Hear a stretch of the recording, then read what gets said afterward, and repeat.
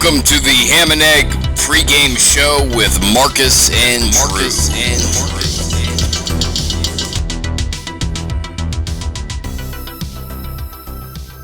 Welcome to the Sports Memory Ham and Egg pregame show. My name is Drew Forbes. And I'm Marcus Anthony. And Derek Daniels. So, how you guys feeling today? I'm excited. I'm ready for tomorrow. We got a big day coming tomorrow. Good. We Good. do. Definitely excited. Some big matchups coming. And Absolutely. I mean, Sundays of football. Is there any day better? I mean, the entire offseason, I just miss it the entire time. I yearn for it. It's kind of scary how much my life is dependent on football, really. But let's talk about some of the games from last week. There's 2 Monday night games. Obviously, Texans-Saints. If you don't know about that game, then you're hiding in a cave. And then, of course, Broncos-Oakland. But how about that Texans-Saints game? yeah, when the Texans got the ball, I think there was just over a minute and a half left, and they had one timeout, 75 yards to go. It's like, okay, this game's over. There's no chance they could possibly score. 2 plays later, they take the lead, and then I started trailing in fantasy on top of that, so I was a little sick. Did you lose? No, I won. I beat you and Sanders. Oh, yeah. I think the interesting thing about that, too, is like you feel like the Texans have no chance with 1:37 in a timeout, but as soon as Drew Brees has 37 seconds in a timeout, they're like, oh, this game's over, they're going to win. Well, it's a really exciting Monday for... Good work. It was a really exciting Monday for me and Marcus because we recorded our first podcast, but at the same time, I think we were both checking our phones the entire time, seeing that game, and my God, I can't believe I missed it. Literally. But definitely caught some highlights, and it looked like a great one. But Broncos, Oakland, what are your thoughts on that game? So that was one of my favorite things just to see in general. Right. We talked about that last sure. week. Oakland came out and threw freaking punches, and they were just gung-ho. They were making a statement. They made a damn statement. Yeah, a lot of energy. I think the whole Antonio Brown thing, the Hard Knocks thing, John Gruden, I mean, they definitely came out high energy. You worry about, does that hurt them next week? Does that hurt them going in with kind of a fall off from that energy? But they definitely came out punching, ready to play. Carr looked good. He looked good, but I got to tell you, man, is Oakland... Did they just come out and scrap out a win, or are the Broncos just really bad? I mean, I don't know what people were expecting out of the Broncos. They were really bad last year. I mean, their defense looked decent at times. Obviously, they have one of the best linebackers in the league in Von Miller. But, I mean, besides that, what's that team really got going for them? An undrafted starting running back. I mean, he seems exciting to me, but, maybe that was kind of a fluky year. Who knows? Yeah. I mean, do you... What are your thoughts? Do you think that was actually a great win by Oakland, or did that just show how bad the Broncos are? I think it's going to be a little bit of both. I think what we saw Monday was Denver's a little bit worse than people were expecting because they expected Flacco to come in and the offense to just suddenly jump up just a little bit. You knew better than that. I knew better than that. But I think Oakland's going to be a little bit better than we thought. They're going to be a little scrappier, a little bit more Raider-esque that we grew up seeing, just nitty gritty and mean. I think Williams is a good pickup, kind of an under the radar good pickup for them. True. Big body, run a slant, Yep. Keep the DB behind you, catch the ball in front of you. I think that fits John Gruden really well in what he wants to do, slant routes, crossing routes. Kind of gives a good big body presence inside. But the team's going to live or die by Derek Carr. Can he adapt to John Gruden's system? Can he start checking down and throwing the intermediate routes, or is he going to look to air it out every time? So I got to tell you, in terms of rookie seasons, I have not been much more impressed with the player like I was with Derek Carr. To me, it seemed like he had it all early on. He played the Vikings that year. The Vikings had a really good team that year. We won 11 games, but Carr was just throwing darts downfield. What I look for in a rookie quarterback is, anyone can be a check down quarterback. Of course. Alex Smith? Yeah, of course. But, Derek Carr, I mean, he imposes will vertically downfield. And when I see guys like that, another guy that did that his rookie season was Andrew Luck. And, obviously he turned into a great quarterback. So I am not ruling out the possibility that Derek Carr could not come back and be a great quarterback again. What do you think?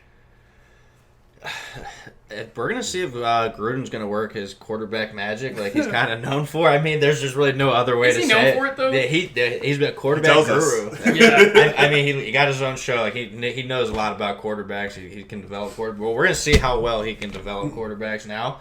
Potential's there. I think as long as they shore up that offensive line and that defense doesn't put them at bad spots like it did most of last year, I don't see why he can't be flirting with a Pro Bowl quarterback again. I think they did the right thing. They went out and got a good rookie running back. If Jacobs can hold up and take some pressure off of him, work the play action, work those late intermediate routes, work the deep ball, that helps. But if it's just him in the shotgun throwing slant routes, I don't trust that he's going to really amount to anything above a replacement level kind of guy. So, so obviously I've made it known I'm not a Gruden fan. You say he's a quarterback guru. I ask you, what quarterbacks? Are we talking Brad Johnson? I mean, Straight up. Like, well, no, it's not necessarily one individual quarterback, but I mean, Brad Johnson did play pretty well for them. But he Rich Gannon? I mean, Rich Gannon was a stud under him. He threw for 4,600 yards, and that was a lot. Then I mean, Rich Gannon was a good quarterback, a really good quarterback prior to. I think he knows the position. He can break down the position. How well he teaches the position I don't know. I think that might be the disconnect between John Gruden, the TV guru personality, versus John Gruden, the coach. But he knows the position. Right. I think he can definitely lend, and he's got a good ear and a sounding board for a quarterback. You go at that position, go from rookie to veteran really fast. Sure. Derek Carr's almost a veteran quarterback. What is the criteria for a veteran quarterback? I would say 4 years, 3 years. Yeah, because I don't remember what player it was, but it was a guy who's like his third year, and they're like calling him a veteran quarterback. I'm like, I think we're throwing that around a little loosely, but no, I mean, hey, I kind of want to see the Raiders come back. As we talked about last week, I'm really excited for the Vegas move. Man, I don't. If you're a football fan and you're not excited about that, I'm just disappointed that my team's in the NFC, and I'm gonna have to wait every 8 years for me to go there. So. They're one of those teams where I think football's better when they're good. For sure. Because they're easy to hate. They have those old rivalries with a lot of teams, with San Francisco, with some of those older rivalries from the early NFL days. They're fun to hate, and John Gruden's fun to hate too. So. But if football is better when the Raiders are good, then football's been bad for a really long time. It's better. It can be good without them, but it's better when they're good. Okay. It's like the Lakers. So, and then let's also talk about the Bucs-Panthers game. I don't know if you guys actually watched it. I watched the majority of it. I don't think I watched the end, but that was some hard football to watch. Yeah, I don't think the weather helped them at all. I think sitting back down, having it to stretch back out that early in a game hurts. There was a few moments where Jameis looked really good. That in particular, that throw down the left sideline to Evans looked great. That's vintage Jameis. If he can push the ball down the field, he's going to be in good shape. For sure. Yeah, I know a lot of Bucs fans were calling for his head after week one, but they usually are after any loss.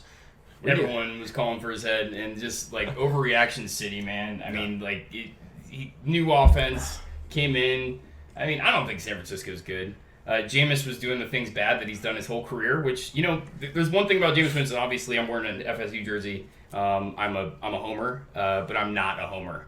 So I can be realistic when I think that a guy that went to FSU sucks. I do not think that Jameis Winston sucks. I think that he's been mismanaged his entire career, and I think if the right guy comes in, and by the way, Bruce Arians is the right guy, and if he can't develop under Bruce Arians, then he's a waste, and I will give up on him. But the talent is clearly still there. He's got to stop turning over the football. But I mean, Marcus, do you think Jameis Winston comes back? Is he done? What do you think? Well, I tell this to Bucs fans all the time, and you and me have had a lot of conversations about that. Steelers fan, Bruce Arians literally led our offense in the Super Bowl. It's and he's been great everywhere he went. Indianapolis, Arizona, and those were, we were watching some of the clips. Those Arizona teams were really, really good. Super Bowl runs, winning the division, and everyone forgets how good Arizona was for a small. He said Palmer's career. Yeah. Palmer's done without Arians. Yeah, sure. But like you just said, if Jameis can't produce this year, and it's a make or break year no matter what.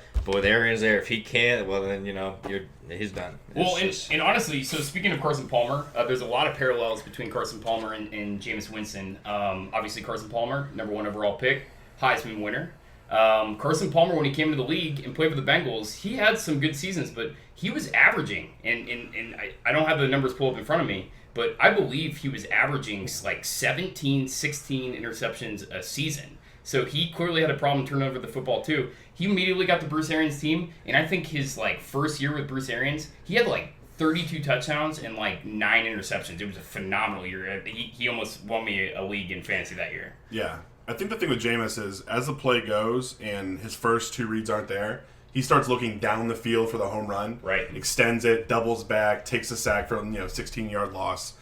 Instead of realizing that elite quarterbacks, you talk about Aaron Rodgers, Tom Brady, those kind of guys, they find the 5-yard out that's standing right in front of them. It's a great point. Or just throw the ball away. It's a great point. To play another play. It's a great point. It's true. I mean, are you never really expressed your views on Jameis? Are you a believer in Jameis? I knew a lot about Jameis going into college. I was a big fan. His first game, I think in college, it was against Pitt, and I think he went 22 of 23 with one drop ball. It hit the dude in the hands, and I was like, "This is the guy." I think he's a great leader. I think his team rallies around him. I think he's made some bonehead moves, but who hasn't? But he's definitely guys want to play for a guy like that, right? And he's very passionate. He's still growing. He's young. He's very, very young, and everyone just wants. It's just everything turns over so fast. Everyone's always win now, and sometimes you just forget that some players just take a little bit longer. Things just happen. Things can't always just be now. For sure, that's just the way it goes. But I love Jameis. I'm a big fan. Oh, I'm clearly a big fan. I mean, that Auburn national championship is. I was only with one guy, my roommate up in Indianapolis, and I think he told me afterward. He's like, I've literally never seen somebody take sports so seriously than I saw you over that Auburn game. That game was ridiculous. Jameis took the team on his shoulders, and let's be clear about this. And I don't want to get too far into this, but Jameis Winston was like weeks removed from having a rape accusation, filed against him. We don't have to go into, what you think about that whole thing. There's some very questionable things surrounding that whole case and the accusation itself. But imagine that. You're 19 years old. You just won every game of the season. You're clearly going to win the Heisman, and people thought maybe, the Heisman, they weren't going to vote for him because of that accusation. He ends up winning the Heisman, goes into Auburn, and this was before the playoff system, so he just rolled from the regular season. In between the regular season and the actual national championship game, he had to just sit there and stew for like a month, like with all this stuff out there. And at 19 years old, he went to the national championship. They went down by like 21 points or something like that, and he orchestrated one of the greatest second halves I've ever seen in football history. That's why I will always believe in Jameis Winston, and I just think that there is greatness in that guy. He just needs the right situation. That's going to be unlocked this year. We said top 5 fantasy quarterback by the end. I think if it's there, Bruce will get it out of him. I hope so. I think he has the running game's terrible. Ronald Jones, he looked good week 1. Went back to Ronald Jones of last year, week 2. He's got the receivers to help him. He's got the tight ends to help him. So if it's going to happen, it's got to happen this year. Right. So let's move on. Great discussion there. But I want to move it on. So this is our first podcast. So, unofficially, our first podcast. We had a random recording in a radio station last week. It went weirdly well. We had no notes prepared whatsoever.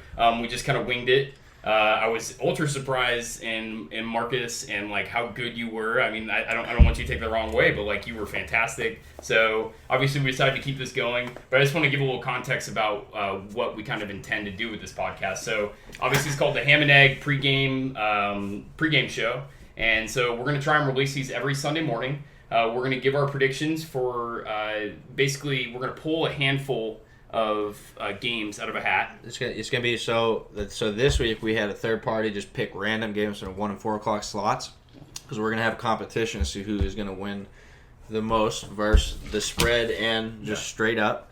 But we want to keep them neutral. I'm gonna pick this game because I think that they're gonna win. Because the ones that got picked for us, I was not a fan. I didn't want to watch some of the games, but it's just the way it is. But I just thought that'd be the most fair way to do it. Yeah. It's great. And just keep your bias out. But yeah, we'll get into that here shortly. So that's what we're doing. 4 non-primetime games, just to be clear, and then the 2 primetime games. So Sunday night and Monday night games. So we're going to be picking that. Obviously, we're not professionals. So, take our opinion or leave it. But that's basically going to be the show. We're going to recap the prior week. We're going to look forward to the next week. We're going to give some fantasy advice. We're just going to talk about anything that's topical related to sports. And that's basically how we're going to do this thing. So with that in mind, Marcus, you had a take you wanted to give. Apparently there's a new betting system in Vegas. Yeah, so it's called points betting, and it just came out, I think, at the end of last year into this year. Started in Australia.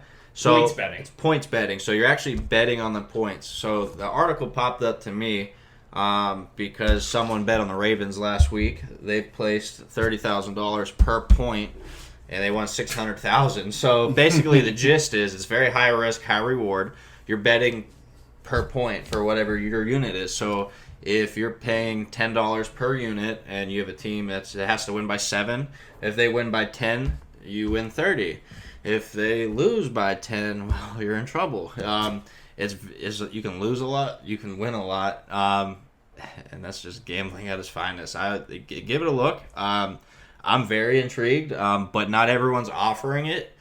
As of yet, it's still running through its trials, but there are a few sports books that are offering it. But it's something to make things a little more exciting, as if they're not exciting enough. It sounds interesting. Anytime that I'm betting on like a new thing or and for the record, I don't bet.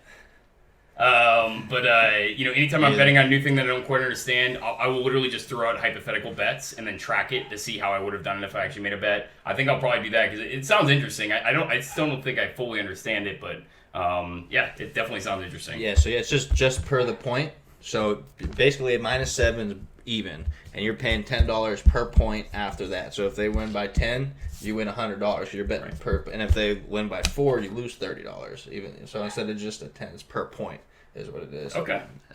It's interesting. It's Well, very it definitely sounds interesting. All right, so let's get into the our game predictions for the week. So we are obviously going to give our predictions, but not only just win or lose. It's going to be against the Vegas line. So let's kick it off. First game we pulled, and try not to get too excited about the slew of games. And I know it's very exciting, the teams we're about to announce, but San Francisco, Cincinnati, the game of the week. So I mean, it is an interesting game. Marcus, what's your pick and why? So as much as I hate the Bungles, I'm taking Cincinnati at home.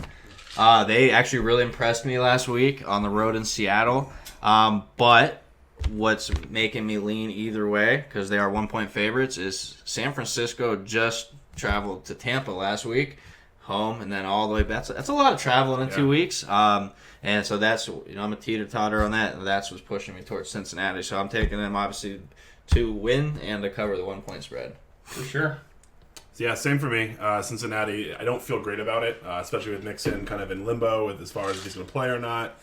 But I weirdly liked what they did offensively. I thought I was going to be really, a young coach who wasn't necessarily that successful, doesn't have a long, pedigree, isn't really. I think everybody wants to find the next McVay and try to be flashy, and I think that's how you see guys like Kingsbury in the league as well.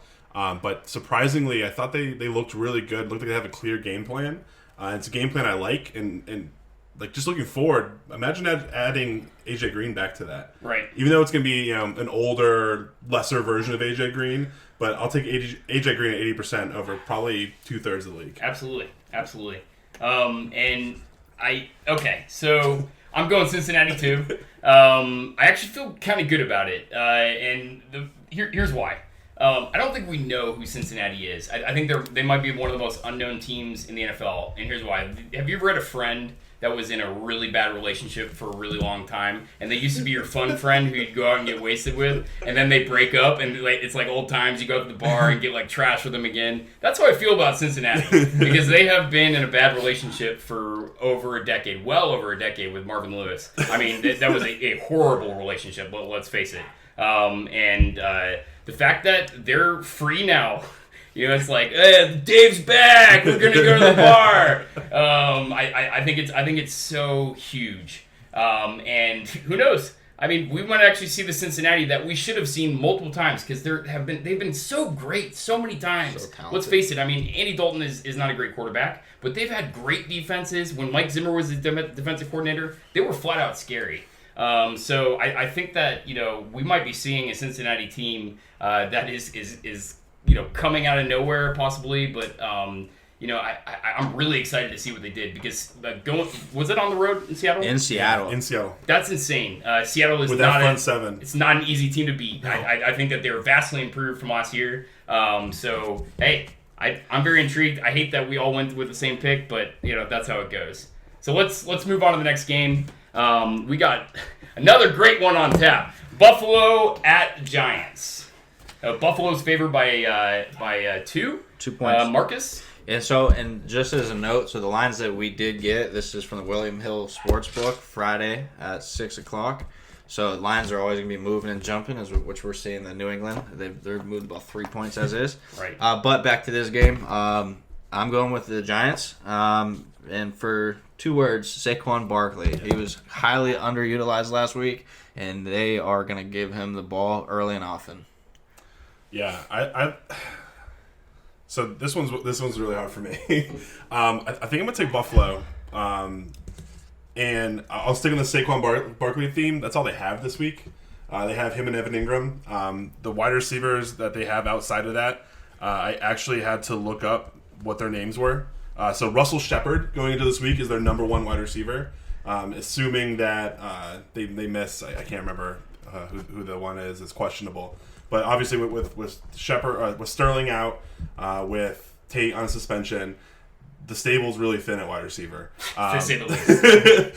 I think we're going to see like 15 targets for Ingram, 15 targets for Barkley.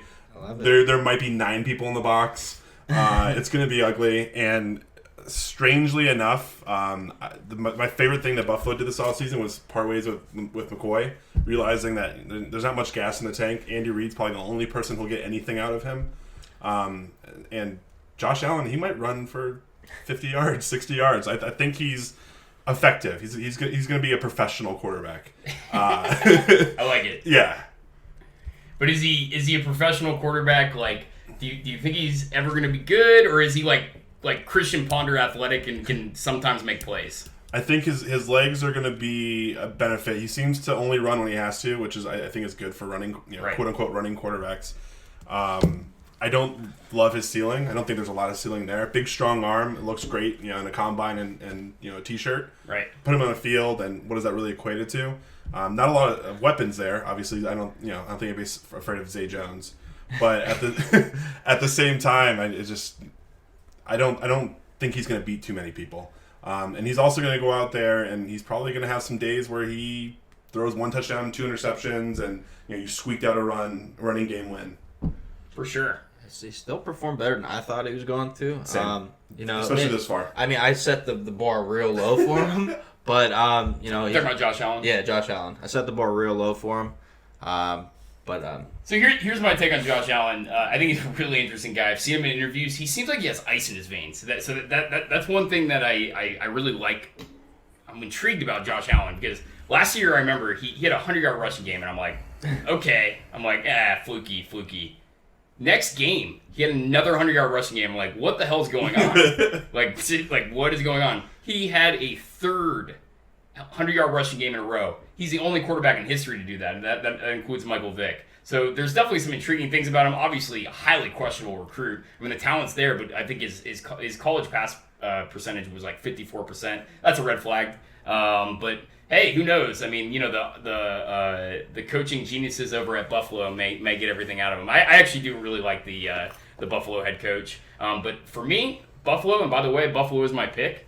I am so intrigued by that team. Devin Singletary. Okay. Big fan. Huge fan. Oh my gosh. I mean, he came in and yeah, they're doing the whole song and dance. Frank Gore. at 97 years old is projected to be their starter. Obviously, I find the Frank Gore situation to be incredibly humorous. I've read so many articles about the guy. It seems to me that he's just a really good team player, and I think like coaches are almost like there was a story I read where he just refused to take any second team reps like early in his career, and so I think people really like his work ethic, but like he's 36 years old. I mean, I know he's an immortal and everything, but like at some point those knees are going to give out. So Frank Gore's not the starter there, but Devin Singletary, my God, that guy, I won't make a prediction right now. I think Devin Singletary was the best running back in that draft, and I think we're going to see it in the next coming weeks. When they gave him the ball last week, he dominated. So I'm really excited to see. The only thing that worries me about him is geography.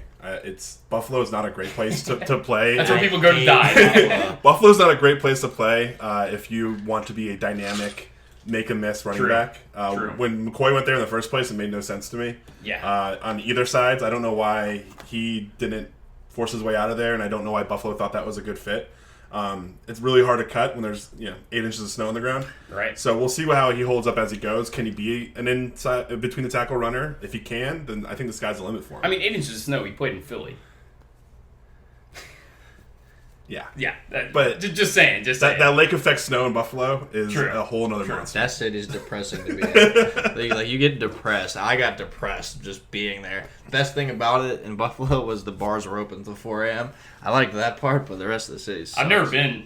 Don't go. Who was the wide receiver that he recently left, and he had like 3 kids while he was in Buffalo, and he literally said that the only thing to do in Buffalo was fuck. What the hell was it? Who was it? It was the guy from the Eagles that they Matthews. Jordan Matthews. Jordan Matthews. He literally said that the only thing to do in Buffalo is the fuck, and that's fucking hilarious. Yeah. So, anyways. I've never been to Buffalo, but Imagine Phillip Rivers in Buffalo. Oh my God, dude! We're talking like 27 kids, like a possum. Cromartie territory, Right? Oh, he's right at Cromartie territory. Let's be clear. Yeah. He has 9-10 kids. Just different amount of suitors. Yep. He's so likable though. Oh, Rivers, please come to my wedding. right? All right, so let's move on. Next game. And you know what? Screw it. I'm going to call this an interesting game. It's by far the most interesting game we have on the list so far. Kansas City, Oakland. Yeah. Now, it's Kansas City at Oakland. Kansas City is favored by 7 points for obvious reasons. Marcus, what's your pick? So, you can't say enough good things about Patrick Mahomes. So I'm going to go... You literally can't. You literally cannot. So what I'm going to do is I'm going to take the Chiefs just to win the game, but I'm going to take Oakland to cover the spread. I like to live a little dangerously, but I really liked what I saw Monday, and I just want to root for something. But this is the first time in quite some time that this has been a rivalry. So Oakland's been so bad for so long. So right now it's the first time I've been excited for like a Raiders-Chiefs game, for other reasons other than fantasy football. So Chiefs win, Raiders cover the spread. Yeah. Okay. I like KC to win and cover the spread. First of all, I think one of the biggest reasons I'm excited for the Las Vegas stadium is the fact that nobody will have to play in clay anymore. Right. Just watching that game and just seeing that and like just knowing what like just even like field turf feels like that clay has to feel like concrete. There's no way around it. They dig off the nice soft layer that they play baseball on. They're like, here, you can play on the sub layer. And just so everyone understands what Derek's saying, Oakland for years has played in the Oakland Athletic Stadium, so they share a stadium. So literally, like just in the middle of the field, it looks so weird. Gotta go slide into third base. Yeah, like literally, you're just running through clay all of a sudden. And if you've ever played football or if you've ever played baseball, you understand the difference between clay and actual grass. Yeah. And it's just it's weird that it's gone on for this long, but it appears that trend is going to die. So. I think that was the last. I think it's the last one. game Miami, ever. when they renovated, got rid of theirs. Right. I think this is the last one. It's that last one. I thought that was the last game too. Is it? I thought it was, Okay. but I could be wrong. That would be exciting. There's a couple more. It sucks to see like a high flying track star offense on a field where there's a 1.5 inch lip every time you go on and off the clay. I know. It makes no sense to me. I'm surprised there hasn't been more torn ACLs, Right. more broken ankles. Guys getting stuck up on that edge. It's crazy. It's terrible. It's crazy to me. But I like KC. I think defensively what they're doing is interesting. I'm a huge Tyrann Mathieu fan. I think he can fill any hole as far as replacing a player, even an Eric Berry. Right. At least where Eric Berry is now. Prime Eric Berry, probably not. Right. But where they're at now, I think they're good enough on defense to win in the regular season. I think in the playoffs, when you start looking and narrowing down that field, and you start looking at teams like Pittsburgh, like New England, I still don't know if they have enough to get over that hump. I don't know if Pat Mahomes alone can drag them, but if there's any quarterback in the league that's going to drag a team, without its will to a win, it's going to be Pat Mahomes. Again, just ridiculous. Throws from every arm angle. He threw one last week where the defender had his arms up, and he literally looked like he was turning a double play, threw it sidearm, and completed an 8-yard pass. They literally created they've created new throwing motions in Madden just for Mahomes. Really? Right? Yeah. It's like signature motions. Eric Berry's still unsigned, right? I just looked at it at the beginning of the year a couple weeks ago. Yeah, Eric Berry doesn't play for the Chiefs anymore. Yeah. No, I know that. Yeah, that's what I'm saying. Oh, okay. But he's still Matthew unsigned, replacing right? it. Right. Yeah. He'll be one of those guys like, hey, we're gonna make the playoff run. You want to take a stab at a ring? For sure. New England. So for me, I'm going Kansas City. I to say I have a man crush on Patrick Mahomes is like a serious understatement.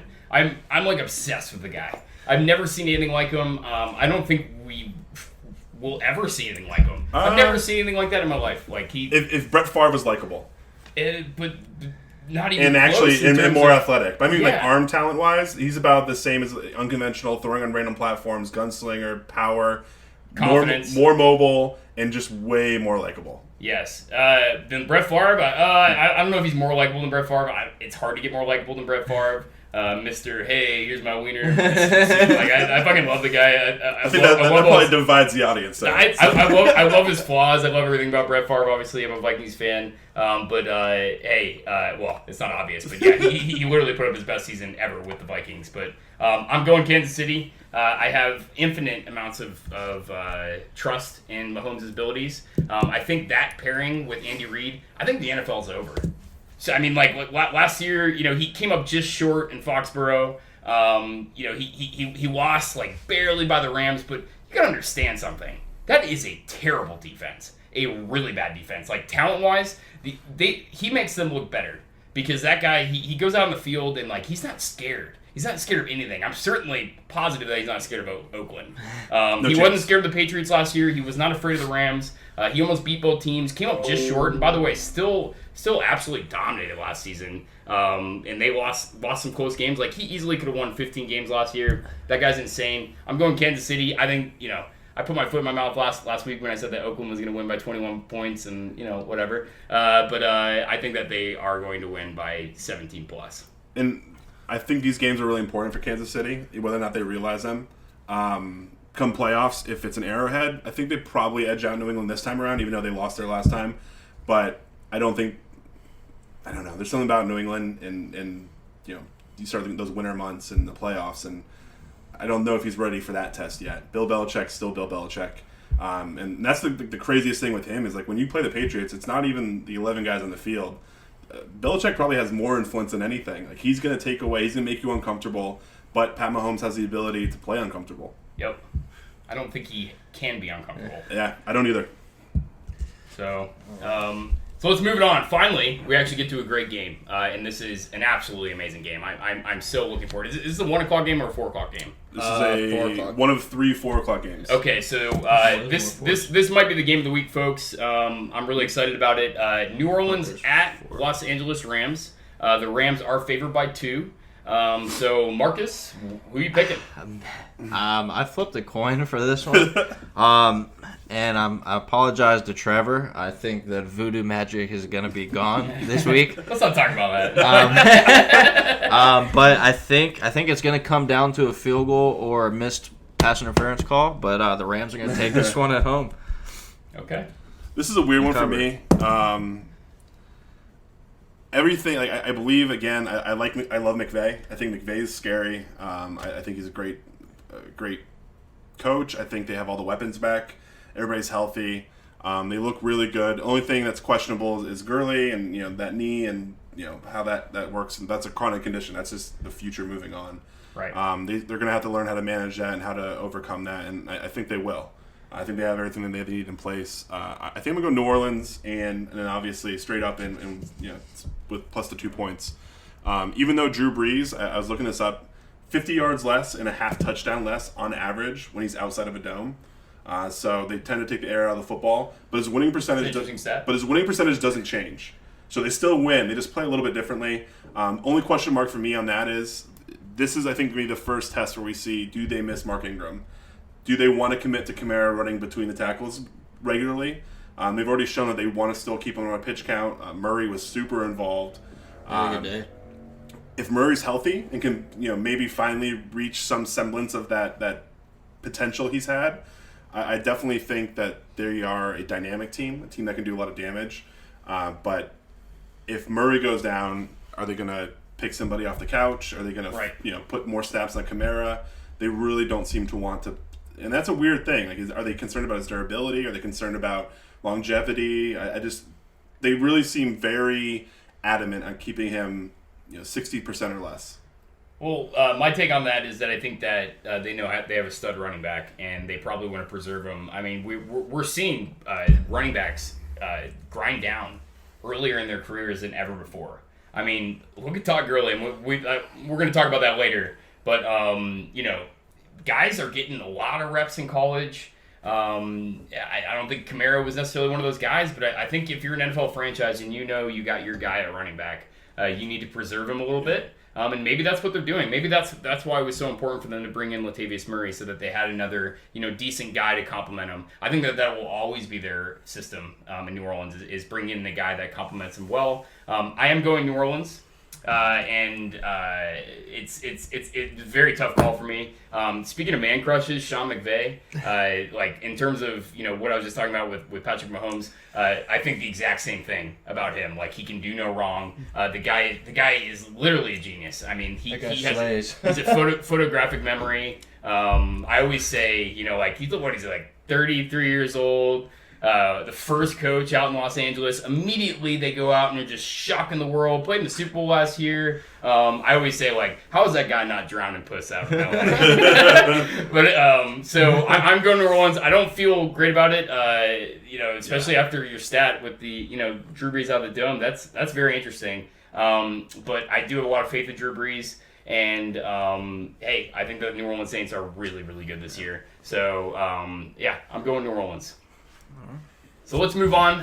Next game we got is Philly at Atlanta. Philly is favored by 2 as the road team. Marcus. I am going to go Falcons at home, and I'm probably biased. I thought Atlanta was going to do some really, really good things this year. I was really high on them, and they really shit the bed. Maybe the Vikings defense is that good, but I'm really not sold on Philly. I know they're going to score. I think both teams are going to be pretty similar this year. I think there's going to be some inconsistencies, but I'm taking Falcons. I think the Falcons are going to pump a lot of extra noise in the stadium again on Sunday, and I think they're going to win. Okay, I like it. Yeah, Atlanta's got a good home field. First game home of the season. People are going to be, there's going to be a lot of energy in the building. Coming back from a really bad showing in Atlanta, or in Minnesota, honestly wasn't even as close as the score. A lot of garbage time, late time points. But at the same time, I mean, Julio Jones is Julio Jones. If they get going, get Ridley involved, get some of those secondary weapons involved, I think they have the opportunity to do well, especially at home. And Philly needed every minute to come back against Washington, who I don't think is very good. So I don't know that they really have an identity yet either. They have 37 running backs. I don't know who's actually going to get the ball in Philadelphia. I think that's still yet to be determined. And it's a really big committee. And I think with that comes identity, and then you have to worry about if you're playing that many running backs and you're putting them in only certain situations, are you tipping your plays? Because you're only in 10% of the time, and it's 95% of the time it's this kind of play. Right. So I think they're going to run into some coordination issues as well. And then it's kind of that same thing with Peterson. Like, comes in really hot. Everybody thinks he's great. This guru. He's got Wentz in the right direction. And then Wentz is hurt. And Foles kind of is okay. They won a Super Bowl. And then they're really flat after that. Dick Nick. Right. They haven't done much to excite me since the Super Bowl. So it's kind of a bounce back year. Do they have it, or are they just kind of an average, run-of-the-mill, draw your NFC East winner from a hat kind of year? So I got to tell you, that running back take, from a Patriots fan, very, very interesting. I think we can all agree on that. A team who consistently carries 37 running backs who all have different rule. Like literally, what he just said is the Patriots playbook, except for he was against it. And I don't disagree with you. Execution though. Yeah, Patriots do it better than anyone else, and I think it's a bit of a it's a bit unfair to actually put them in the same category because they're not. But yeah, it was a funny take from a Patriots fan. I'm going Philly, and I'll tell you why. And it hurts me because I hate the Philadelphia Eagles with every fiber of my being. But here's what I think about the Philadelphia Eagles. I think they have an incredible roster. They might have one of the best rosters in football. The fact that they brought in all these running backs, and they got them for peanuts, folks. I mean, Jordan Howard. They have a stable of running backs that they can use in different ways, and they all are different running backs. That's the most interesting guy, Jordan Howard, he's a between the tackles guy. Why am I drawing a blank on their rookie running back? Miles Sanders, baby, Penn State. Miles Sanders, Corey Clement, great pass catcher. Clement, and then Sproles is still doing his thing. Smallwood, who's a smaller version of Sproles. So I actually liked the Philadelphia Eagles when I saw that they were losing to, and I don't like them, but I like them. You know what I'm saying? Like when I saw that they were losing to Redskins last week, I was like, yeah, baby, but. Deep down inside, I knew that they were going to come back and win, and sure enough, they did. Case Keenum was weirdly good. He's a professional quarterback. Yeah, and honestly, I don't think Redskins are going to be good this year, but they got some interesting players. So sure. I'm not that surprised by the result. And it was the first game. Some teams come out flat. I think that's what happened with the Eagles. I think that's what happened with multiple teams, by the way. We'll get into that later, but I am going Philly on the road. I think that. So I'm a Vikings fan. I watched the entire Atlanta game. I don't believe in that team. Maybe the Vikings are that good, but there was not a single moment in that game that I thought that Atlanta had anything on the Vikings. Like, the fact that they kept Matt Ryan into the fourth quarter, I thought I was witnessing a murder out there. The very first play of the game, Anthony Barr came around the corner and hit Matt Ryan so hard that I was like, oh, he's done. He's done for the year. Came back in, just was getting knocked around. I don't know what they were thinking. Does it make you feel better if you lose by 14 points instead of 21? I think your quarterback's just getting murdered out there. I think it's one of those situations where you look so bad that you need some positive film to be like, look, we can actually do this. True. Yeah. No, I can respect that, but yeah, I mean, everyone knows me. I'm a huge pessimist about the Vikings. I was a pessimist going into the last game because I am a believer in Atlanta, by the way. I predicted that they would win the division. Not so much anymore because we just annihilated them. And another thing is it's not necessarily about the actual score at the end. Right. It's about building toughness and character and see how they're going to respond if they're getting their ass kicked. And you just see how they finish. And then, when you get into your meetings, you have something positive to build on going into the next week.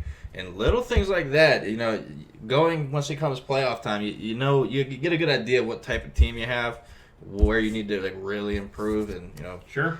But I think that's the biggest thing for scoring later, keeping your starters in, especially a team who has a history of late comebacks. Right. They've seen some of those firsthand.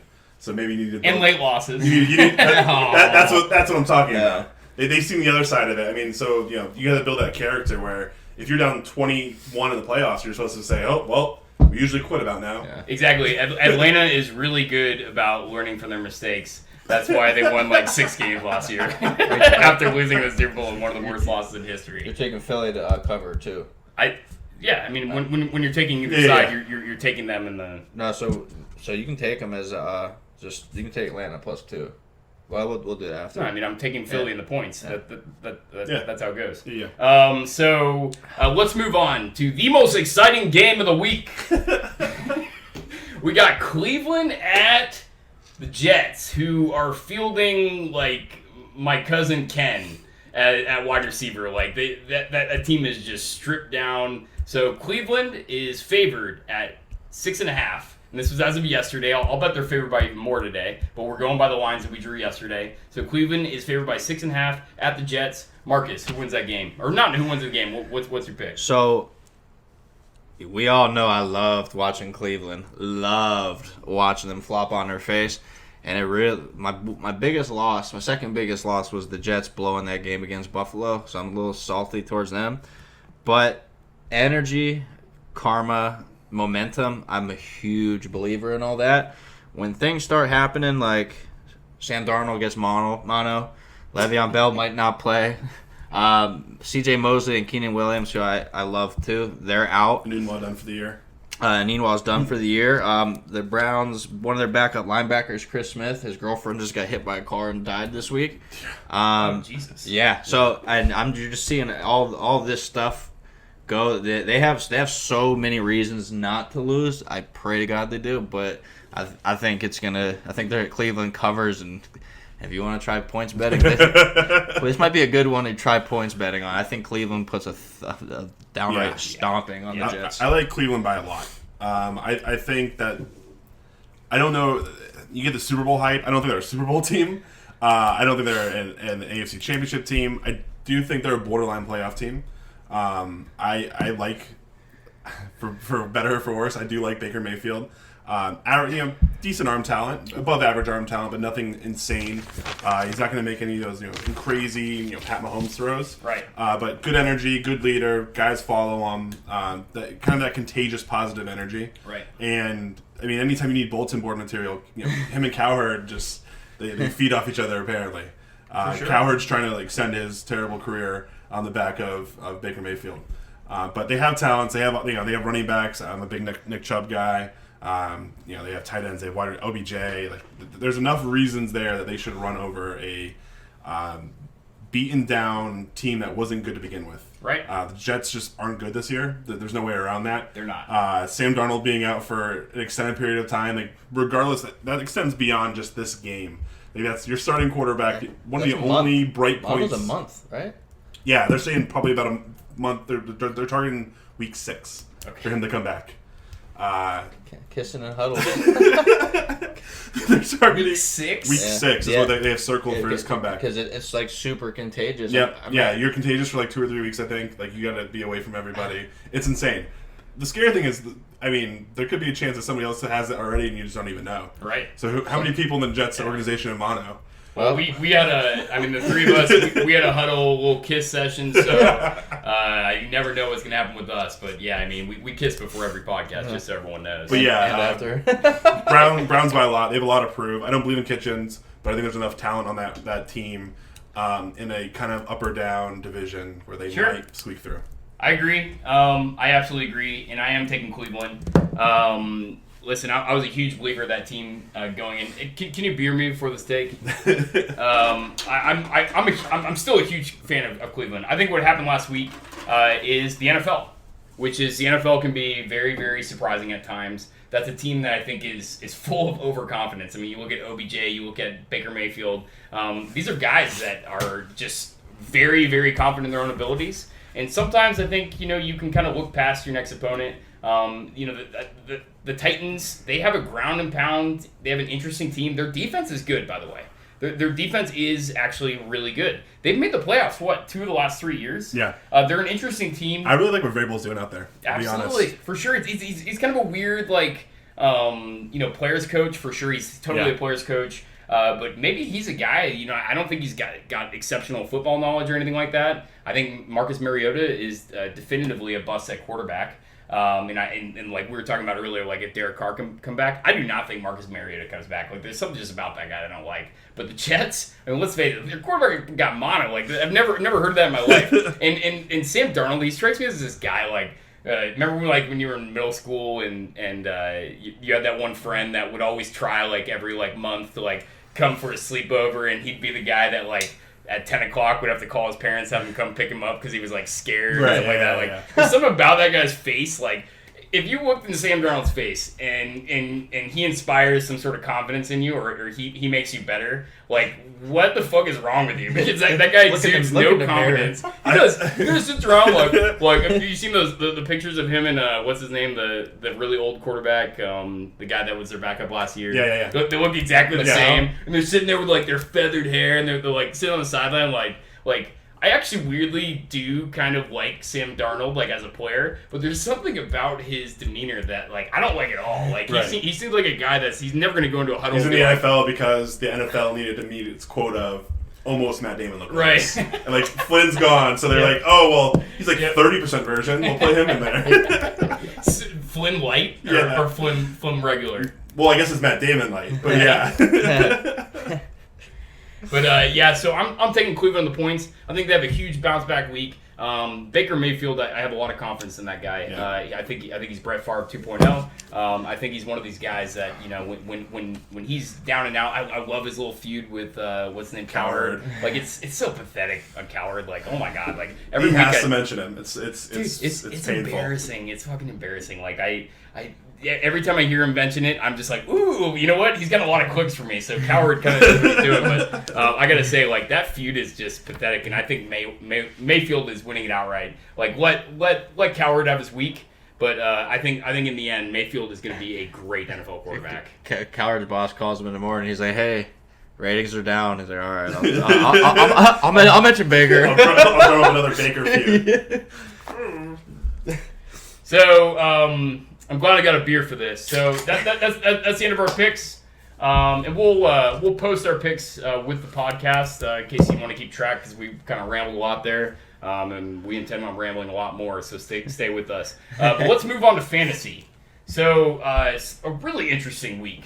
Fantasy-wise, last week, a lot of people jumped out there. A lot of people disappointed. But let's talk about someone who I've always known was going to be who he was last week. But Dalvin Cook, where has that guy been, and what is he going to do going forward, Marcus? So Dalvin has been just battling injuries. For sure. Man, when he is healthy and that offense is clicking, he's like one of the more exciting players to watch. He's someone who can just do it all, run between the tackles, catch the ball, obviously run outside. He's actually a very underrated blocker too. Yes. But Dalvin's one of those just all around like just football players that you want on your team. Yeah. Obviously barring injury. I think he's a guy who's going to be a Pro Bowler this year, and I'd love to see it. I'm a big Dalvin fan. I think he's a top 5 fantasy, top 3 real football player at his ceiling, which I think if he stays healthy, he'll get there. He's in the right system. They want to really establish the run. They're playing tough Northern Division football. That they need to run the ball. And one thing, I mean, Atlanta, I think is going to be terrible against the run this year. Their front seven is pretty bad. But at the same time, from an ability standpoint, we know what Dalvin is. We know what he has. We know what his ceiling is. Running back is a tough position for injuries in general, so it's hard to say this is just a normal running back injury versus this is another reoccurring thing with Dalvin. Right. Has the ACL, has soft tissue years Yep. for the year after, which is normal. Had a lot of I think going back to college, and correct me if I'm wrong, you'd be in the position to do it, but I think he had a lot of games where he started the game healthy, finished it injured, but was ready to play for next week. So didn't miss a lot of games, but missed a lot of snaps. So can you put that behind you where you're healthy all the time? If you can, again, I think strength and conditioning is a huge factor in injuries, and it's better in the NFL than it is in college, even if it's a premier college. Right. If he stays healthy, I really think sky's the limit. Could be best running back in the NFL. So, Saquon Barkley. I'm a huge fan of Dalvin Cook. So let me just tell you, I'm a huge Vikings fan. I'm from Iowa. I've been a Vikings fan my whole life. I'm a season ticket holder. I just got to tell you something about Dalvin Cook. So I went to Florida State. That was my college. I've never been more impressed with a running back. I mean, that's played for FSU certainly, but like in terms of running back prospects over the last 10 years, the only other guys that I think would rival him are like Saquon Barkley, maybe Todd Gurley, AP. Absolutely AP, but that actually wasn't the last 10 years. So Getting old. He's very, very old. We're getting old. So Dalvin Cook is sensational. He was on the team with FSU when we won the national championship. He was a freshman that year. He may or may not have punched a girl in the face that year, but that's not important. What I know about Dalvin Cook is he averaged like over 7 yards a carry in college. He is the greatest running back ever in Florida State history, and honestly, it's not even that close. He was so sensational. He really dragged us for multiple years. James had obviously a sensational first year. He actually did not have a great second year, and that was after Devontae Freeman left. So, Dalvin Cook was carrying us for years. And, I think after he left, and this was with bad lines. Like, FSU right now, like, they have a terrible line, and they've had a terrible line for years. They had a bad line when Dalvin Cook was there. That guy could make plays, and you were talking about him always being dinged up. He didn't miss a lot of downs. Let's say that, but he was always dinged up. Like, he would always be questionable for games. I'll never forget this game, though. And this is when I knew that Dalvin Cook, well, I knew it long before this, but in college, his last game was a bowl game against Michigan, and he was questionable to play. A lot of people think that he wasn't going to play. Obviously there's that lag time between the regular season and the bowl game, and without Dalvin Cook, we had no shot in that game. Like, we were bad that year. We weren't horrible, but like without Dalvin Cook, we had no chance. He went out there and just put on a clinic, and this was a banged up Dalvin Cook. Was like, you could just see what's his name, the coach for the Michigan. Like, he had no answer for this guy. He's so versatile. He's got insane moves. He's ridiculously quick. Last year he had like the 2 of the top 5 top speeds in the NFL. Yep. So he is ridiculously quick. What you said about soft tissue injuries, it's 100% true. If you look at the history of especially running backs that have ACL tears, because you have an ACL injury, the way that you rehab, it does not bode well for your soft tissue, like hamstrings, quads, things like that. So I think that his injury-prone nature is highly overplayed. He was not injured much in college, and even if he was, he played pretty much every single game of his career. So I think that Dalvin Cook is so amazing. I'm going to just say right now, he's not only do I think he's a top 5 running back, I think he is the number 2 overall running back, just because I think that Saquon Barkley is that good. Yep. But I do think that Dalvin Cook is I think he's MVP. If Patrick Mahomes is in the league, I would boldly say that he has like a top 5 chance at MVP. But I think that he's going to just absolutely go off this year. Do you remember where you were at when Dalvin Cook got drafted by the Minnesota Vikings? I do. This was so. I've been talking about it all week. The Vikings. I don't think we had a first-round pick that year because we traded for Sam Bradford. So I went out with Marcus and our friend Alex and Goose. And we went out to a bar, and it was not projected. Like, we were looking maybe in like the Mixon range, possibly. And we're at this bar. We're watching the whole draft, second round, and we went outside. And I all of a sudden see on the TV through the window, Vikings trade up, and I got absolutely pumped.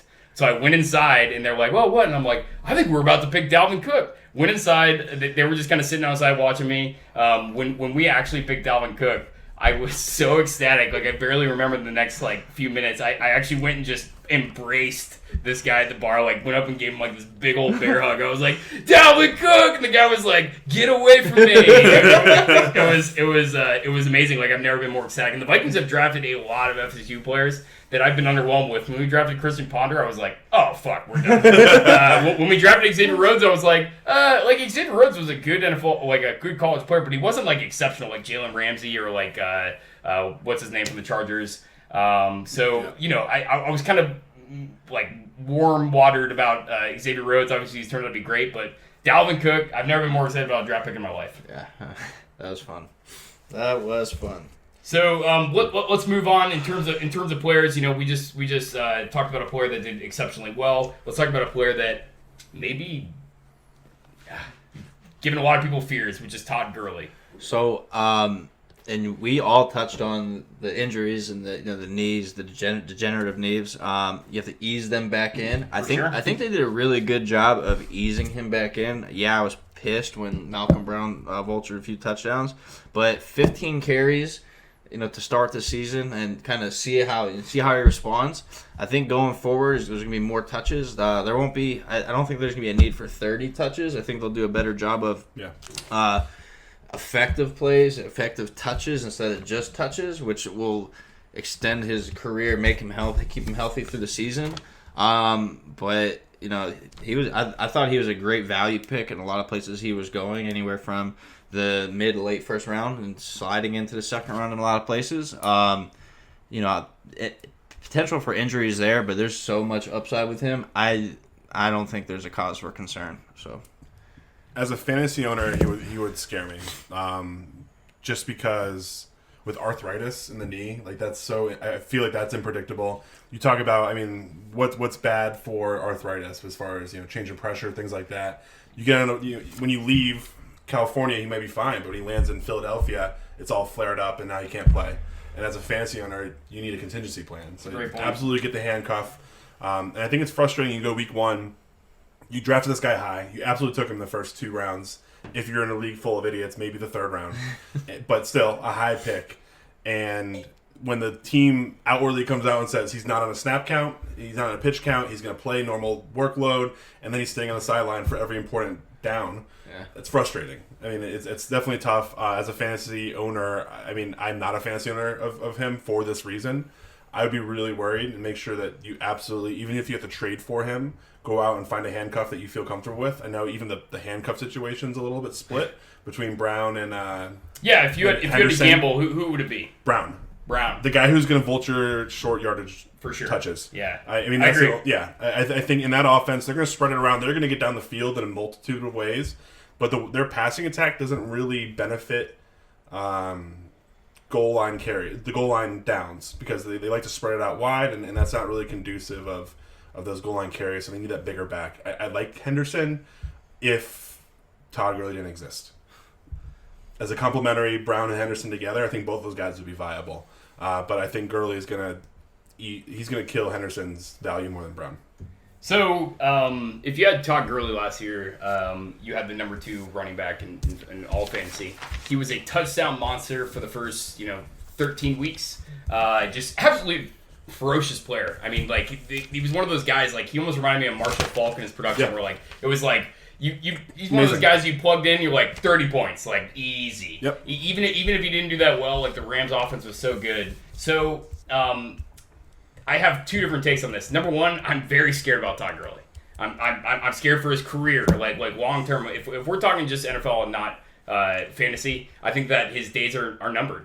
And what's crazy, he's 24 years old. He's 24 years old, and it's weird that his like you're like starting to talk like how long is this guy gonna play? So, but let me just say, in terms of this season as a fantasy owner, I think what you're gonna get is the reverse of what you saw last season, which is last year he was a monster for you for the first 12 weeks, and then all of a sudden he wasn't playing. It was super mysterious. We still have no closure over that injury, by the way. That's the weirdest thing to me. Like when a player he watched the Super Bowl with the best seats in the house.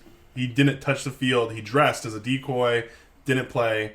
I mean, to me, that's a huge indicator. If you're not ready to go for the Super Bowl, right, and we still haven't definitively said what's wrong with your knee, it's arthritis. I mean, that's a spectrum. It can be mild, it bugs me every once in a while, to chronic, painful arthritis where he's going to miss weeks without much warning. To me, that's a huge indicator of really the instability there. If you're watching the Super Bowl, you're hurt. I think that there was a deep cover, quite frankly. And I'm not even a huge fan of conspiracy theories, but I think that there was more to it than just arthritis last year. So I have the source. Ooh. Here's your conspiracy theory. So Adam Schefter over here. So Todd Gurley, it wasn't the injury.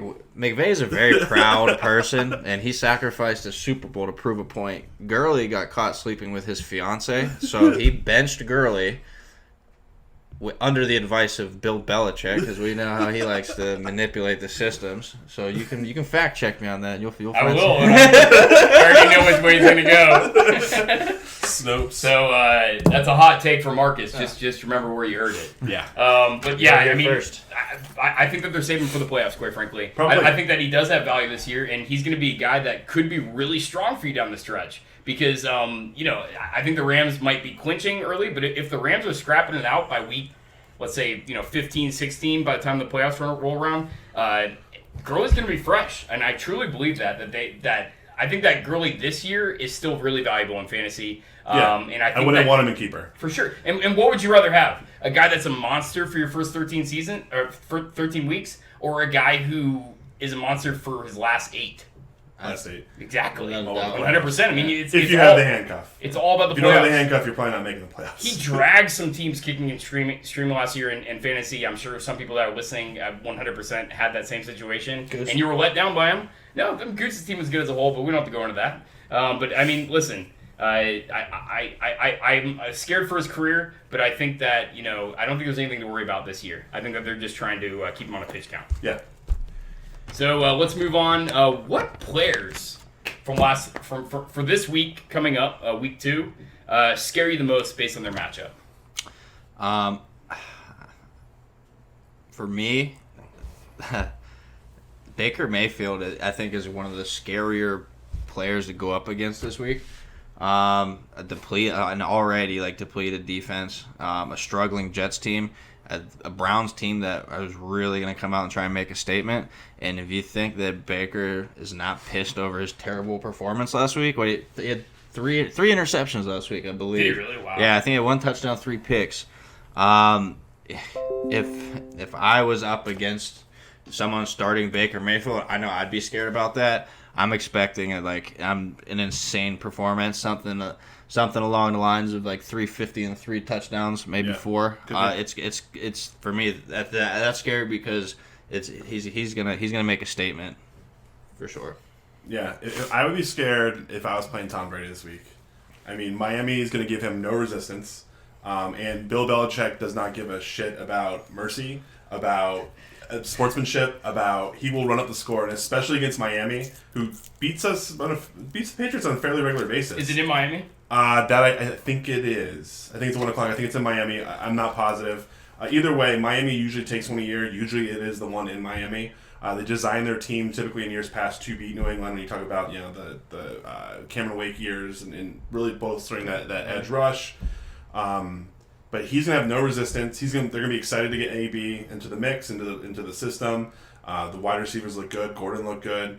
On the flip side, I'd be scared to play Sony Michel this week because for exactly those reasons. I think it's gonna be pass heavy. I think they're gonna try to figure out what they have in the passing game. They're not going to need him for those high leverage downs. I think they might really, again, back to the stable of running backs, figure out what they have in the stable this week. You'll see a little bit more Burkhead. We saw a lot of Burkhead last week. I think a lot of that's to figure out what can he produce, where can we use him, what down in situations. There's always kind of a forward plan. And they were in some weird formations. They got creative with their formations. Devlin was out there a lot. Honestly, it looks like James Devlin's going to be the replacement for Gronkowski as far as that blocking. A lot of H-back formations and a lot of James Devlin standing on the sideline to see who'll go cover him. So I think both of my scariest players in both flips, both sides of the coin there, are both in New England. So you guys actually took this.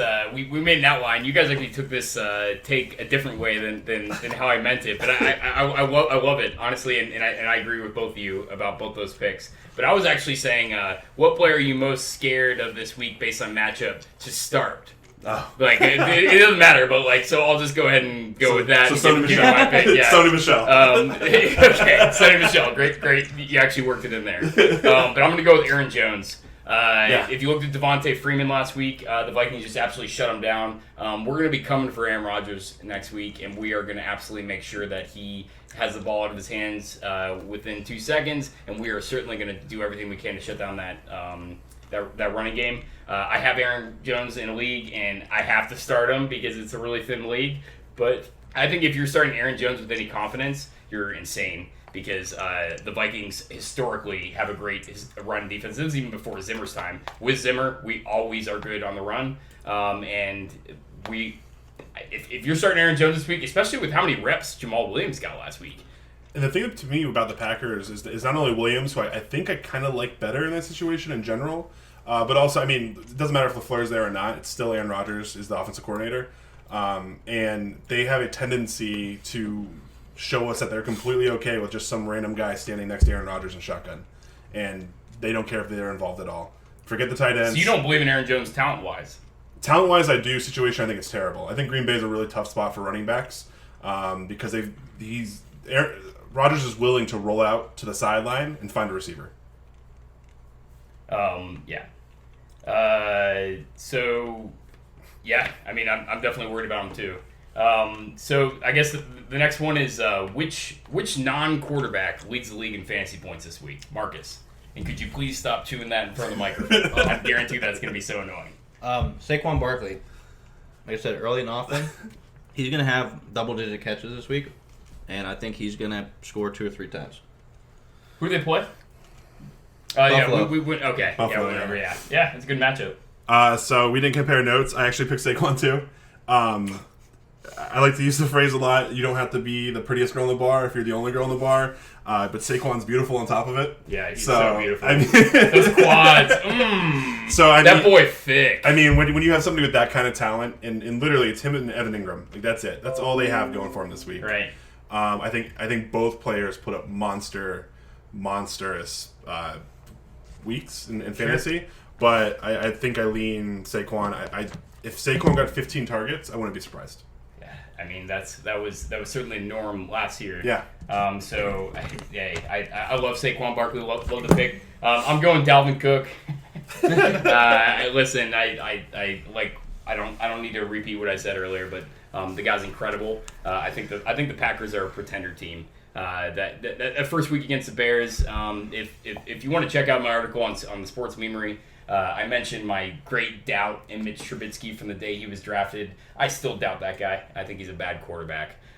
So I don't think the Packers defense is actually good like we've been told. I think that Mitch Trubisky is just really bad. So I think Dalvin Cook runs wild. I'm really happy that we're getting these early games in Green Bay. We over the last 5 years we've been getting these late winter games in Green Bay. So the weather's going to be nice. The next time they come and play us is going to be in the Dome. So I love Dalvin Cook this week. I think he's so fresh. He had 3 reps in preseason. His knees, his legs, everything's so fresh. And I've seen what that guy can do when he's banged up, like we talked earlier. Yeah. I can't even imagine what that guy's going to do when he's fresh, and we saw it last week. Yeah. So I think Dalvin Cook is the number 1 non-quarterback this week. Could be. I like it. So this is going to be a weekly segment, and we've kind of already gone over a little bit, but can we just take a minute and just praise and behold Patrick Mahomes? He's a beautiful man, but as pretty as he is, that arm is something to behold.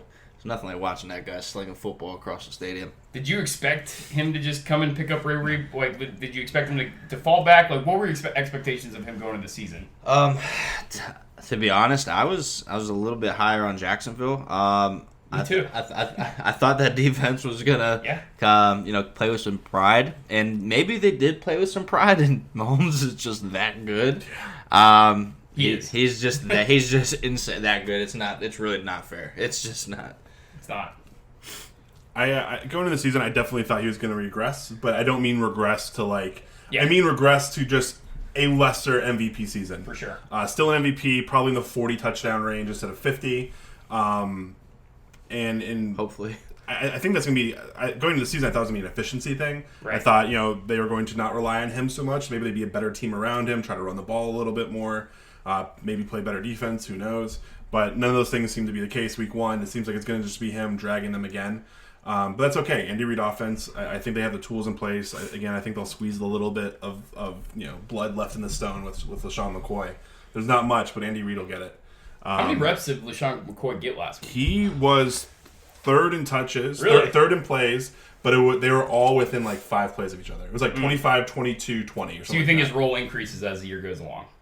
I think they'd like to stay 1/3, 1/3, 1/3 if they can, for as long as they can, just to make sure everybody's fresh and they have everybody at full capacity for the playoffs, knowing what the playoffs are going to be like, knowing that the running game is going to matter a little bit more once it gets cold. Right. All those those same tropes. So you think third? So obviously you're not a believer in Damian Williams. I don't think he's anything. I think he's He's not. I think he's an average NFL running back. Sure. And yeah, if you own In a great situation though, fantasy relevance huge. One of those guys that I love in fantasy way more Right. than I love in real football. Yeah. I'm the GM. I'm not excited. For sure. What was his name from the Redskins a few years back? Not overly talented. Kind of came out of nowhere. Was it Chris Thompson? No, not He's Chris an example Thompson. too, though. Anyways, he plays for the Cowboys right now. Yeah. Oh, Alfred Morris. Yeah, Alfred Alfred Morris. Morris. So he's another example. He was a guy year after year. He's one of those guys you just saw him there and you're like, but you love the situation. You loved his reps. That was Damian Williams. Man, I have to agree with you. If you have Damian Williams in fantasy, it's time to be scared. I don't think that McCoy completely takes over the offense, and I think Damian Williams still has value. Don't get me wrong. But if you draft him as a second-round guy, he's not going to be that guy for you this No. year. He's a flex So, option. He's a yeah. good but, flex. But to go back to Patrick Mahomes, And my ongoing man crush, like he's so good for the NFL. Let me just tell you that. He's so young. He's so good. He's like Michael Vick, except for without the serious character flaws. Yeah. So like he and a better arm. Let's a more accurate arm. A way more accurate arm. He's not as athletic as Michael Vick. Very few people are. Yeah. I mean, like Michael Vick he ran like a 4.26. So there's very few people that are truly as athletic as Michael Vick. But I think in terms of the NFL, like that's the guy that you want. I don't like he puts ketchup on the steak. That's the most worrisome thing about him as in the Midwest of all places. Absolutely. It is a little bit. The one thing on Mahomes though that I like, obviously I love him as much as everybody else. Can we leave the no look pass shit to the side? It's not effective. It's not. You're not tricking anybody on it. Like be an NFL quarterback. Look them off. Don't like no look. I don't think he overthrows Kelsey by 15 yards wide open in the end zone. Why are you giving those plays up? Well, I mean, I have to disagree with you there because head placement and eye placement is extremely important. Yeah, but I'm saying look it off, come back, like everybody else does. No, I get that, but he's been undeniably effective regardless. And I think as a coach, you're not going to go to Patrick Mahomes and say, "Hey, you got to stop doing this wizardry." You know I think it's a symptom of his confidence. You don't want to touch his confidence. Just let him go. But that's the one thing, like. If you're a Kelsey owner and you see that play, your guy's standing wide open in the end zone. You probably took him early in the second round, and now the ball's 15 feet over his head for a guy that could probably throw left-handed and make that pass if he's looking at him. I admire the attempt to try and take Mahomes down. I really do. No, that was my only. It's such a small knock. No, and honestly, it's true. 100% what you're saying is true. So Patrick Mahomes, that's going to be a weekly thing where we just touch base and go. And even when in the bad games, we go, how good is he going to do next week? That's how I feel about Patrick Mahomes. You think he's going to regress? And statistically, it's all over the place that 100% the guy should regress. If you look at historically, every single person that's had like a 40-plus touchdown year, they always followed up in like the early 30s is like the best ever. Yeah. So he on paper, he should regress. I don't think he's going to regress. It didn't look like it. I'm just saying like to low 40s. I think he's the MVP this year, though. Yes. Yes, yeah. for sure. I without a doubt. Again, I think it's maybe somebody else gets a vote or two. Right. That's that kind of situation. Agreed. Yeah. Agreed. So that that's if you're like an Oakland fan or whatever, and you don't like our Patrick Mahomes takes, get real. Get real. So we're moving on with our fantasy segment. We're going to go into pretenders and studs. So just to define that, pretenders are guys that did really well last week, but you don't think that they got it for the rest of the year. Studs are guys that maybe, did do really good last week, and you think that truly they are that guy for the rest of the year. So we'll start with you, Marcus. Give us your pretender and give us your stud. Perfect. So someone everyone loves this year, I've always very much enjoyed, and we talked about him earlier. Your dud of the year is going to be Sammy Watkins, and he's very talented. There's no question about the skill set. I've just experienced it personally. 31, 1 week, 4, 4, 4, 7, 28. You can't rely on someone like that. He'll have some big games. A lot of people in that Kansas City offense are going to have big games. He's going to have more single-digit performances than 20-point showings. And for me, I'm going stud on this. More value-based. And we talked pre-draft, pre-everything. I was very high on this guy because I thought there was huge value in him. Still kicking it, Larry Fitzgerald. You saw that second half. He's not going to score 30 points, but when you're talking a guy you're getting in the 8th, 9th round, and even later in some drafts, I think you're going to be consistently flirting into the double digits, 13 to 18 points. For sure. And when you get someone that people thought it was going to be a flex at best, that's going to be a wide receiver too. For me, that's very studly. It doesn't have to be as pretty as 25 points consistently, but value-wise, it's Fitzgerald for me. I like it. Yeah, definitely, that's good. So I'm going to start with my dud or pretender. So I think Marquise Hollywood Brown, huge showing, 30 points week 1. He caught 4 of his 5 targets. Who's his cousin? I have no idea. Am I supposed to know this? Yeah. Antonio Brown. Is it? Yeah. Great. Perfect. That's funny. Put up, I think, right around 150 yards, 2 touchdowns. I don't think that efficiency is obviously it's very Sammy Watkins-esque. Right. He put up 30 this week. He might put up 4 next week.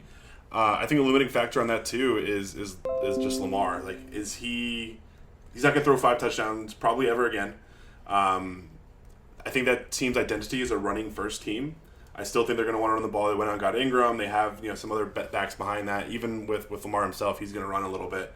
I think they're a running first team. Miami's barely a pro football team. That's an outlier. I think that's probably his highest points of the season. And again, maybe I'm wrong. Maybe he puts up 50 another week. Right. But that's not a guy you consistently count on and say, circle the matchup. This is the week he's going to produce, and I know it. And from a fantasy owner standpoint, unless it's a flex and a bye week, I like guys that I can kind of have a pretty educated guess on the range that they're in. Right. His range is 0 to something, and that's really scary as a fantasy owner. So, from my perspective, I think you've already seen his peak performance. If he puts up another one of those weeks in the next few weeks, probably look to trade him. For sure. And my stud here is Danny Amendola. So chances are he was available or is available on your waiver wire. So again, you talk about acquisition, somebody like Larry Fitzgerald, what you paid for him versus what he can put out from an output standpoint, I think is a really there's a lot of value there. Sure. He has a defined niche in that offense. There's nobody else that's going to play over the middle of the field the same way. Galladay's more of an outside guy. Lewis is more of an outside guy. Stafford, I think, needs that check down, and I think that's something that he's starting to realize, and I think that's something that is being instilled from the coaching staff there. Another New England disciple where it's check the ball down, get it out, and if you don't, they like to involve the middle of the field. That's going to be their Julian Edelman. He got 17 targets week 1, probably the highest targets he'll get all year because, let's be honest, 17 targets is a ridiculous number.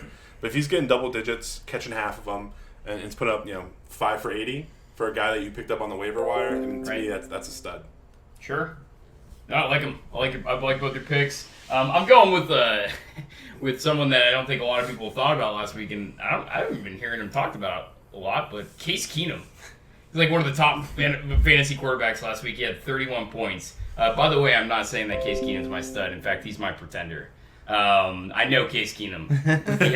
He had his best career ever, or the best year of his career ever with the Minnesota Vikings. He did have a tremendous career, a tremendous season. But that guy, if you think he's going to do what he did last week, then, I mean, you're wrong. I'm sorry. Case Keenum is Case Keenum. He's always going to be that guy. The Broncos were fools for believing him last year. I called it from the get-go. It's one of the smartest things the Vikings ever did. Of course, we went and got Kirk Cousins, so it's like we pretty much got the same guy there. But paid a lot of guarantee money. Yeah, it was such a love-hate thing for me because it was like, we made the right choice in getting rid of Case. I'm like, finally, we learned. And then we go and get Kirk Cousins, and I'm like, what is? Oh my god! I bash Kirk Cousins a lot, and I will continue to bash him until he shows me differently. But yeah, so Case Keenum's my pretender. My stud, my bona fide stud, is Austin Eckler. For sure. My God, the guy he's a PPR monster. That offense is going to keep rolling, and this whole situation with. What's his name? Melvin Gordon. Like, I can't understand it for Melvin Gordon. He has no leverage whatsoever. And guess what? The Chargers don't need him, and they just showed that they don't need him. So, let's have some self-awareness. For sure. Let's realize what you are. Yes. You're a running back who had 700 carries in college. Yep. You're on a short shelf life. Like, I get that's probably a motivating factor here. Right. But are you willing to burn a year for it? Burn a year, possibly even more. Yeah. I mean, we're talking like he's not going to get paid a dime this year if he doesn't come back. The Chargers, outside of trading him, and what are other teams approaching them with? I've heard that they want a first-round pick for Melvin Gordon. There's no way they're getting that. And some. There's no way they're going to get a first-round pick. The only team I know has reached out is the Eagles because they want another running back. They offered Jordan Howard in like a mid-round pick. Right. And they turned it down. Yep. So the difference between the Ezekiel Elliott situation and Melvin Gordon is that Ezekiel Elliott is a generational player. He was a guy that from the get-go, I was kind of scared about drafting him in like the top 3, but anything beyond that, I was going to grab Ezekiel Elliott because we all knew the deal was going to get done because that guy truly trusted in his talent because he's talented. Now Melvin Gordon is talented. Don't mistake me there. I do think he's talented, but How talented? Is he a top 10 running back in the league talent-wise? Situation-wise? Absolutely. Top 10 running back with the Chargers is great offense. But is he actually a top 10 running back in the league talent-wise? I absolutely do not think so. A lot of his fantasy value last year was based on touchdown percentage. Falling into the end zone. Exactly. Like, he just would just rumble in. And guess who else can do that? Every running back in the NFL. But I actually do think that Austin Eckler is decent. So Austin Eckler, I'm not telling you that he's this dynamite player. He's in a great system, and I think that Melvin Gordon. If I'm Melvin Gordon's agent, I go to him tomorrow and say, just end it. You know what I'm saying? Just end it. Gamble on this year. Go back. Play for the Chargers. They'll make him the RB1 again. I hope they don't, because I have Austin Eckler in fantasy. But I'll tell you what, that guy is for real if Melvin Gordon doesn't come back. And even if Melvin Gordon does come back, I think he still has a role in that offense. So he's my guy. And that's the biggest. I think that's becoming, LB, or sorry, I won't abbreviate. Le'Veon did it. Le'Veon Bell. Right. Different situation. He didn't have to play. You're right. And his price tag, if he did play, was extremely high. And if they kept him, it would have gone higher. He had the leverage to get out of town. Zeke had the leverage to get out of town just because you need him on the field. If you're the Cowboys, that division is wide open. Yep. It's theirs for the taking. I think they win it, but he needed to be on the field for them. If you're Melvin Gordon, you're replacement level. I think he's an above-average running back in a great situation, like you said. Agreed. And I think Eckler's an average running back in a great situation. Absolutely. So, yeah. So that's our pretender studs. We're gonna be doing that every week. But hey, it's Saturday night. We're gonna be releasing this podcast Sunday morning. What excites you about tomorrow? So for me, this week in general, it's kind of carries over for the next 3 weeks. So 2 to 4 is where you really, really find out about them. This is where you find out what players are for real, what teams are for real, and from a gambling standpoint, and a fan standpoint, really, you just once you start knowing the teams more and watching all the games, just seeing how teams respond, like Steelers, see how you respond from getting your butt whooped, see if teams can keep momentum, see how things progress. That's the most exciting thing for me going into tomorrow. Yeah, I'm excited to see just a few different things. So one, as a Patriots fan, I'm used to just knowing, I'm conditioned to know September's a throwaway. We might go 2-2, we might go 1-3, we might go 3-1. We're gonna be okay. We're gonna establish an identity, figure out. We kind of manipulate the play calling, the playbook to what we have from a talent standpoint. And September's an extended training camp as an evaluation. To see us come out that sharp on day one, it's hard not to get ahead of yourself and start thinking, man, is this 2007 all over again? But when you add AB into the mix, just like adding Randy Moss into the mix, it could be. That's an exciting thing, but again, trying to temper expectations. The one player I'm excited to see AP start again. Was inactive the first week. So he's supposed to start this week. Yeah, he's starting. So Geis is out. 8 weeks. He's on IR. Yeah, he's on IR to return. So minimum it's I think 6 weeks. 8 weeks. 8 weeks. Geis is on IR. Yeah. They shaved some meniscus. Dr. Andrews took care of that. Yeah. So AP starts after being inactive, and he's got it. He's probably going to run for 80 yards and a touchdown. And I just as somebody who from high school to now grew up watching AP, I'm just really excited to see him play. For sure, and I think that if anyone can break the age threshold, it certainly is AP. He's not human. It really isn't. Does he have a Gore-like longevity to his career? I think he does. Yeah. As long as teams will let him play, and that's one of those guys too that minus a controversial off-field issue that some people, depending on where you're from, don't think is an issue. Right. Minus that, nothing but good character. That's a guy you want in the locker room. I think most teams can find a spot in the 53 for him. Yep. He's going to be 47 playing for the Saskatchewan. And he's going to be one of those guys that just never quits because he's one of those guys that every time his phone rings, he thinks it's another child and he's like, oh, bummer, that's another year I got to play. It's going to be the James Franco. Julio Franco. Who's a pitcher? Julio Franco, yeah. Julio Franco of football. He wouldn't play Mexican baseball until he's 52. Yeah. I'm going Vikings-Packers. Both coming off an exciting win. Obviously, we blew out Atlanta. A lot of people thought was a Super Bowl favorite going in this year. Packers, they didn't blow out the Bears, but they toughed out a win on the road. I think it's an insanely interesting matchup. I think you don't really know what you have out of both teams. With the Vikings, Kirk Cousins threw the ball 10 times last week. Had 95 yards, And it wasn't like he played bad. They didn't need to throw the ball. So we don't even know what we're going to see about the Vikings pass offense. Aaron Rodgers looked terrified last week. Imagine being Aaron Rodgers today. You just got done getting chased after for an entire week for an entire day by Khalil Mack. And now you have to go in.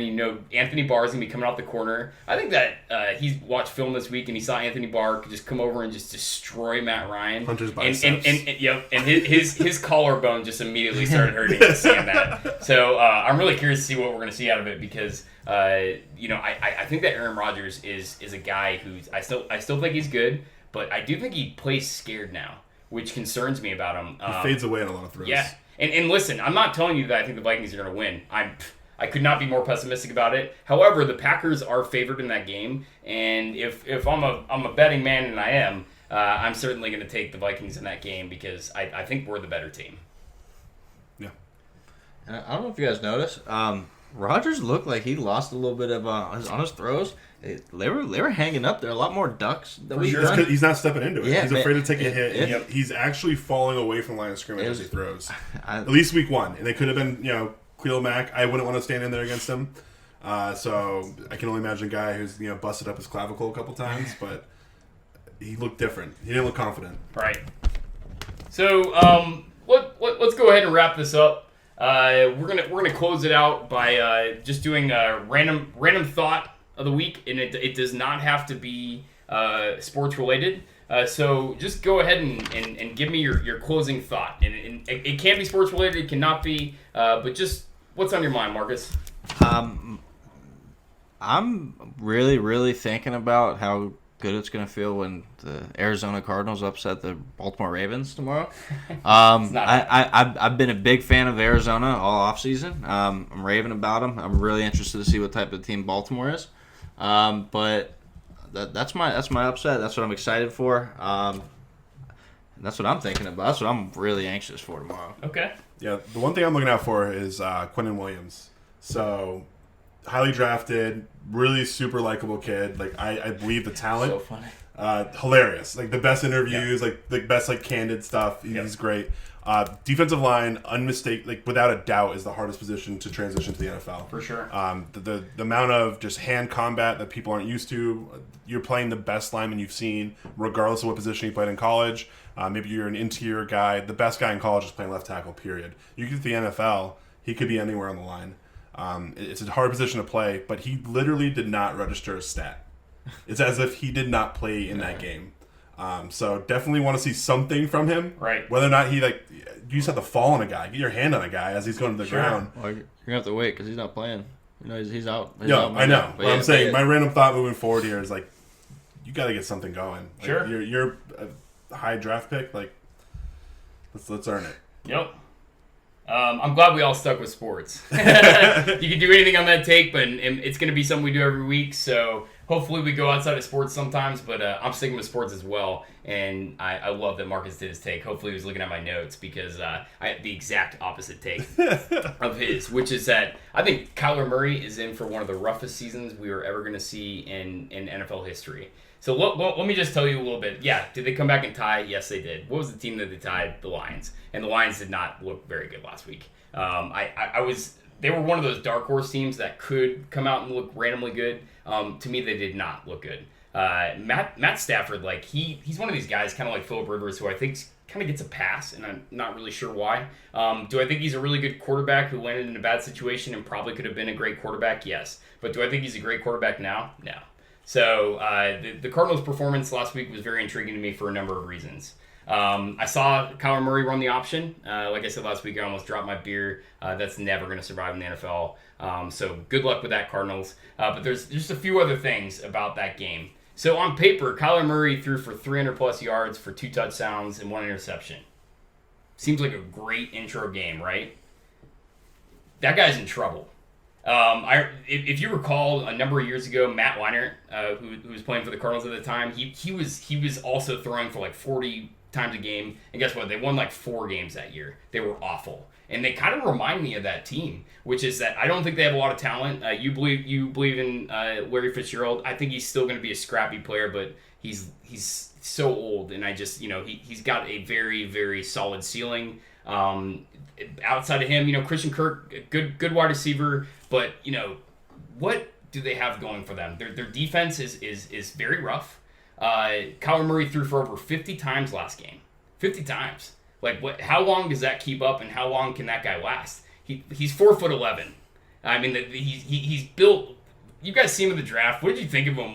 Because I had never seen him outside of pads, and pads make you look a little bit bigger. I was laughing. I remember I was at a bar in Atlanta watching the draft, and I saw Kyler Murray come out, and for some reason that suit made him look just even tinier, and I was literally just laughing, having a beer in the Atlanta bar, going, this guy is not going to make it in the NFL, and maybe he does, but the fact that they're having their guy throw for 50 times already in his young NFL career does not bode well, because the more times he has the ball in his hands, the more times he's going to get hit, and I don't think that guy's body can last.